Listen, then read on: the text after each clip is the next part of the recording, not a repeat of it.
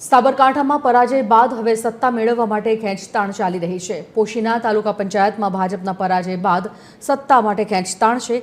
આ પાર્ટીના 11 વિજેતા ઉમેદવારોને અજ્ઞાત સ્થળે લઈ જવાયા તો ઉમેદવારોને અચાનક અજ્ઞાત સ્થળે લઈ જવાતા રાજકારણ ગરમાયું। હોર્સ ટ્રેડિંગથી સભ્યો તૂટવાના ડરે આપ દ્વારા મોટો નિર્ણય લેવામાં આવ્યો છે।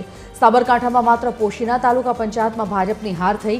ભાજપ 20માંથી માંડ 3 બેઠકો જીતવામાં સફળ રહ્યું, ત્યારે સભ્યોને સુરક્ષિત રાખવા માટે ગુપ્ત સ્થળે રખાયા હોવાની ચર્ચા ચાલી રહી છે।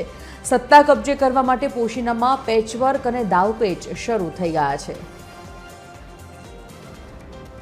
આ સરકારની કામગીરી આખા દેશમાં આવી રીતે ચાલી રહી છે તો એની રીતે કરશે, પણ અમે અમારી રીતે પણ ખૂબ જ સજાગ છીએ। તો પોશીનામાં તાલુકા પંચાયત અમારી જનતાએ જે જનાદેશ આપ્યો છે એ આધારે જોઈએ તો અમારે તાલુકા પંચાયત બનશે, એમાં કોઈ શંકાનું સ્થાન